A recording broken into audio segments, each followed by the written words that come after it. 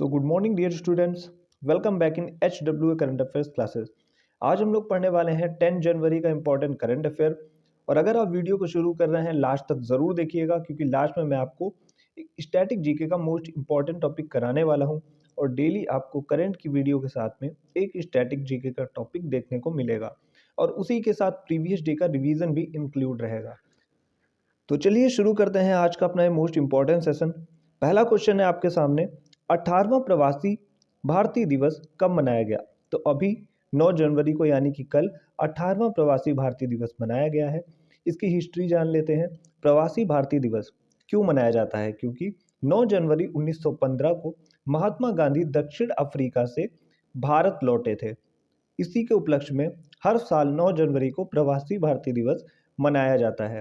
अब हम बात करते हैं 17वां प्रवासी भारतीय दिवस 2023 में इंदौर MP में मनाया गया था। पहला प्रवासी भारतीय दिवस 2003 में मनाया गया था, यानी कि 2003 से इसकी शुरुआत हुई थी। अब हम बात कर लेते हैं थीम की, जो कि मोस्ट इंपॉर्टेंट है। इस बार की थीम क्या है? विकसित भारत में प्रवासी भारतीयों का योगदान। अब हम बात कर लेते हैं सेकंड नंबर के क्वेश्चन की। सेकंड नंबर का क्वेश्चन है, किस केंद्रीय मंत्री ने दुर्घटना पीड़ितों हेतु कैशलेस उपचार योजना आरंभ की है? तो अभी जो अपने सड़क परिवहन और राजमार्ग मंत्री हैं नितिन गडकरी जी, इन्होंने ये योजना प्रारंभ की है। अब हम बात करने वाले हैं थर्ड नंबर के क्वेश्चन की। थर्ड नंबर का क्वेश्चन क्या है? विश्व हिंदी दिवस 2025 कब मनाया गया है? तो अभी 10 जनवरी यानी कि आज विश्व हिंदी दिवस मनाया जाएगा। तो ये आप लोग याद रखिएगा, एग्जाम में अक्सर क्वेश्चन पूछा जाता है कि विश्व हिंदी दिवस कब मनाया जाता है। अब हम बात करते हैं इस बार की थीम क्या है। हिंदी एकता और सांस्कृतिक गौरव की वैश्विक आवाज। ये आप लोग याद रखिएगा, कई बार क्वेश्चन थीम से भी पूछ लेता है। उद्देश्य क्या है? विश्व भर में हिंदी का प्रचार प्रसार। अब हम चलते हैं फोर्थ नंबर के क्वेश्चन की तरफ। बात कर लेते हैं फोर्थ नंबर के क्वेश्चन की। इंडस फूड 2025 का 8वां संस्करण का आयोजन कहाँ हुआ है? तो इसका आयोजन हुआ है ग्रेटर नोएडा में, यूपी में। आयोजन कब से कब तक होगा? 8 से 10 जनवरी यानी कि आज तक 2025 में होगा। उद्घाटन किसने किया है? केंद्रीय खाद्य संस्करण उद्योग मंत्री जो हैं वो चिराग पासवान जी हैं, इन्होंने इसका उद्घाटन किया है। अब हम बात करते हैं फिफ्थ नंबर के इंपॉर्टेंट क्वेश्चन की। किस यूटी या राज्य में प्रधानमंत्री नरेंद्र मोदी ने 13 जनवरी 2025 को जेड मोड सुरंग का उद्घाटन किया है या करेंगे? जेड मोड सुरंग, ये आप लोग याद रखिएगा। तो इसका उद्घाटन होने वाला है जम्मू कश्मीर में, जो कि 13 जनवरी 2025 को श्रीनगर लेह जो नेशनल हाईवे है इस पे स्थित है ये सुरंग, और इसका उद्घाटन करेंगे अपने PM मोदी। जेड मोड सुरंग का उद्घाटन PM मोदी के द्वारा किया जाएगा।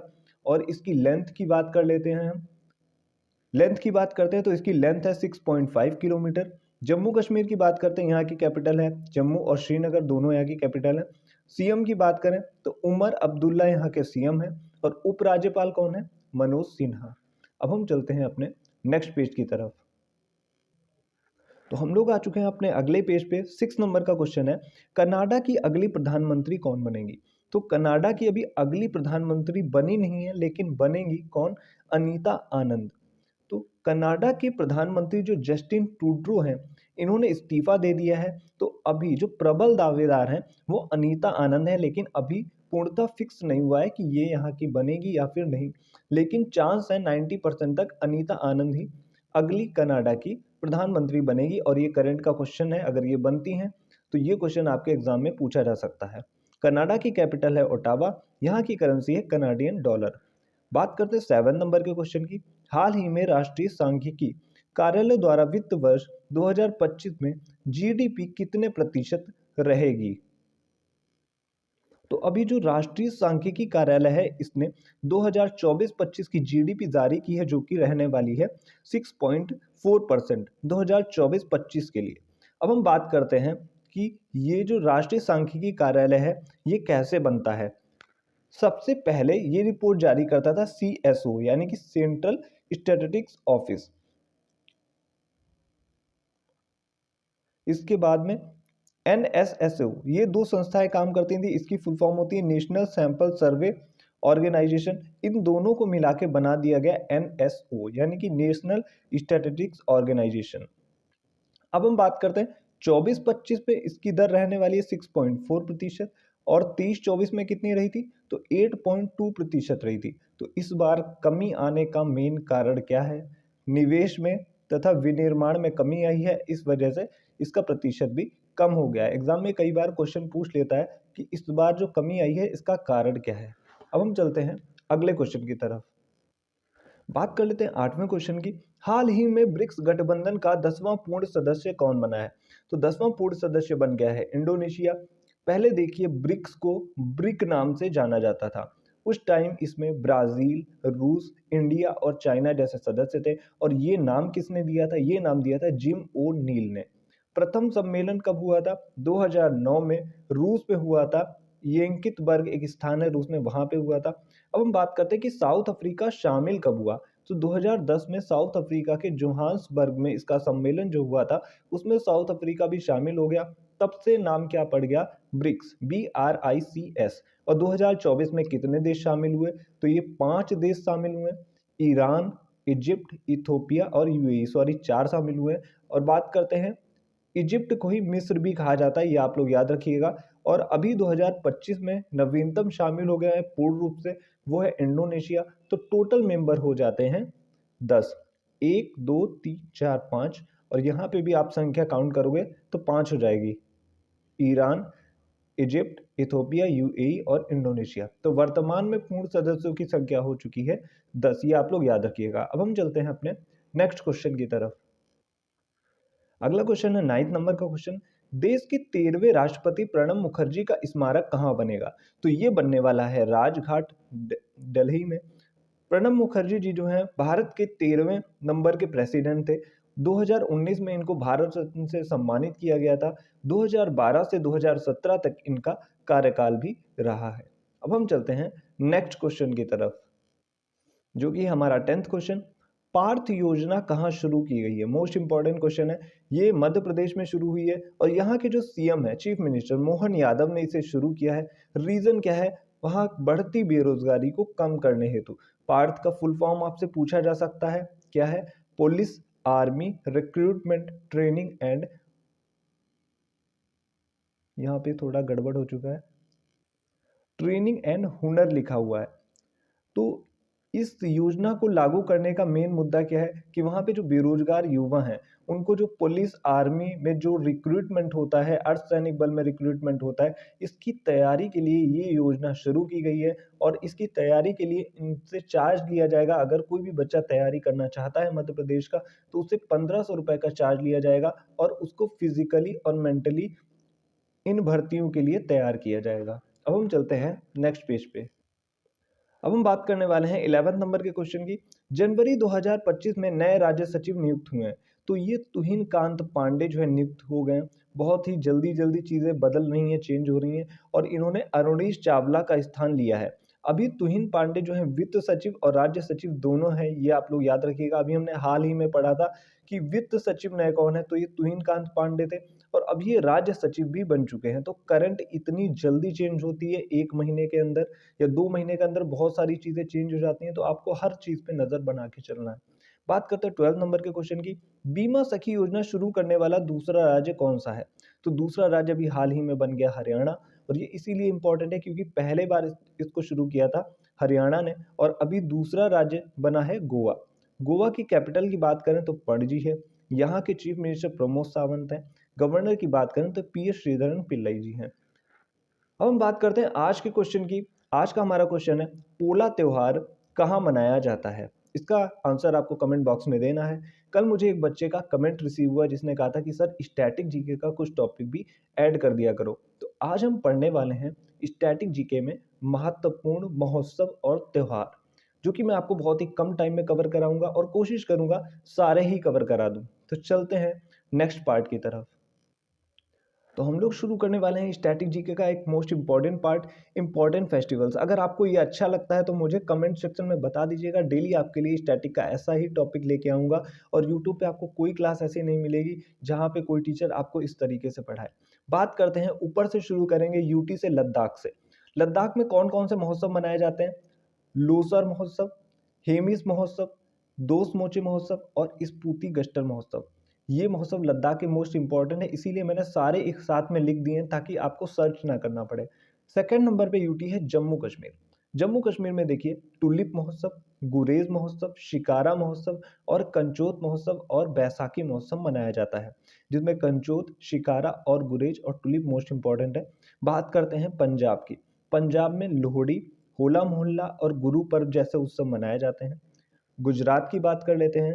रण उत्सव, मोंडेरा नृत्य, उत्तरायण महोत्सव गुजरात के लिए मोस्ट इंपॉर्टेंट है। राजस्थान की बात करते हैं। राजस्थान में ऊंट महोत्सव, हाथी महोत्सव, मरु महोत्सव और गणगौर महोत्सव मोस्ट इंपॉर्टेंट है।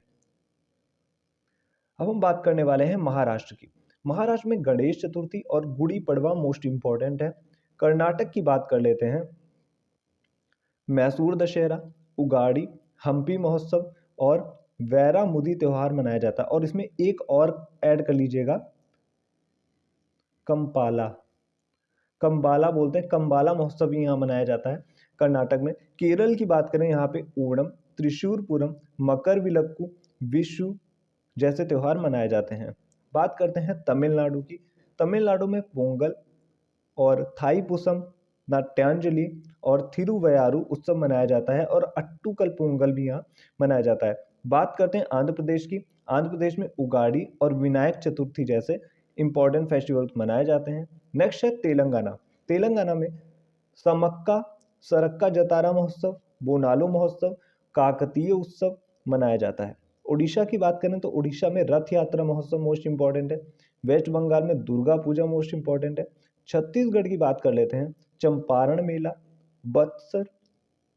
बस्तर लोक उत्सव और बस्तर दशहरा और हरेली उत्सव मनाया जाता है। यहाँ पे स्टार मार्क कर लीजिएगा, मोस्ट इंपॉर्टेंट है। बिहार की बात करें, छठ पूजा, राजगीर महोत्सव, पितृपक्ष मेला इंपॉर्टेंट है। असम की बात करते हैं, बिहू, अम्बुबाची महोत्सव मोस्ट इंपॉर्टेंट है। उत्तराखंड की बात कर लेते हैं, फूलदेई, हरेला, गंगा दशहरा और काले कौआ, ये इंपॉर्टेंट फेस्टिवल्स है उत्तराखंड के। अरुणाचल प्रदेश की बात करें, सियांग रिवर महोत्सव, मोपिन महोत्सव। मोपिन मोस्ट इंपॉर्टेंट है, कई बार पूछा जाता है। बच्चे क्या करते हैं कि बहुत इंपॉर्टेंट जो ऊपर ऊपर उन्हें लगता है ना, वो चीज़ें पढ़ लेते हैं, लेकिन एग्जामिनर ऐसा क्वेश्चन पूछता है जो कि आपने कभी पढ़े नहीं होता है। तो अरुणाचल प्रदेश में बहुत सारे बच्चों ने ये नहीं पढ़ रखे होंगे। सियांग रिवर, मोपिन महोत्सव, ओरिया महोत्सव, सोलुंग महोत्सव और पांग साउ महोत्सव अरुणाचल प्रदेश के लिए इंपॉर्टेंट है। अभी मणिपुर, नागालैंड, त्रिपुरा और मिजोरम रह गए हैं, इनके मैं नेक्स्ट वीडियो में करवा दूंगा। अब हम चलते हैं रिवीजन पार्ट की तरफ। तो हम लोग आ चुके हैं 9 जनवरी पे। रिवीजन कर लेते हैं। हाल ही में इसरो के 11वें अध्यक्ष कौन बने हैं? तो वी नारायण जी बन चुके हैं 11वें अध्यक्ष, जो जगह लेंगे एस सोमनाथ की। मैंने इसमें बहुत सारी इंपॉर्टेंट चीज़ें पढ़ाई हैं, जिन बच्चों ने नहीं देखा वो वीडियो ज़रूर जाके देख लीजिएगा। सेकंड नंबर का है, 38वें राष्ट्रमंडल खेलों की मशाल को क्या नाम दिया गया है? तो नाम दिया गया है तेजस्विनी। चलते हैं नेक्स्ट पेज पे।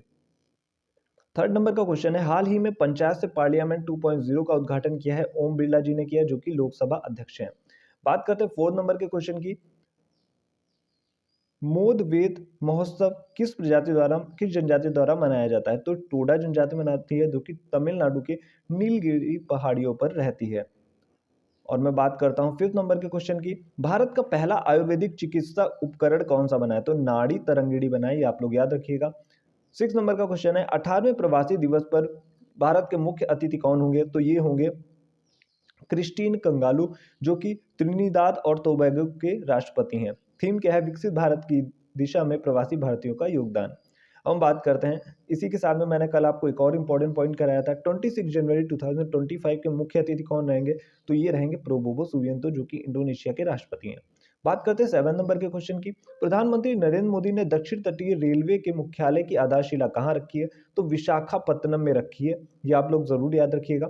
चलते हैं 8वें नंबर के क्वेश्चन की तरफ, हाल ही में पहली बार किस आसियान देश के साथ राष्ट्रीय सुरक्षा सलाहकार स्तर की वार्ता हुई है? तो भारत और मलेशिया के मध्य हुई है। विषय क्या था? साइबर क्राइम को कम करना है। चलते हैं नेक्स्ट पेज पे।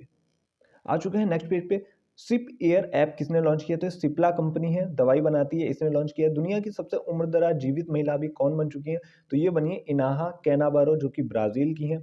बात करते हैं चीन में हाल ही में कौन सा वायरस फैला, मैंने कल ये क्वेश्चन पूछा था। HMPV, the human meta pneumo virus इसका नाम है। तो आई होप आपको वीडियो अच्छा लगा होगा, ज़्यादा लेंदी नहीं हुआ, बहुत सारी चीज़ें मैंने आपको कवर करवा दी हैं। जो बच्चे इसकी इंपॉर्टेंस समझते हैं वो लोग कमेंट कर दीजिएगा, ज़्यादा से ज़्यादा वीडियो को शेयर करिएगा, और अगर अभी तक चैनल को सब्सक्राइब नहीं किया है तो कर दीजिएगा। मिलते हैं next day next important current affairs के साथ। Thank you.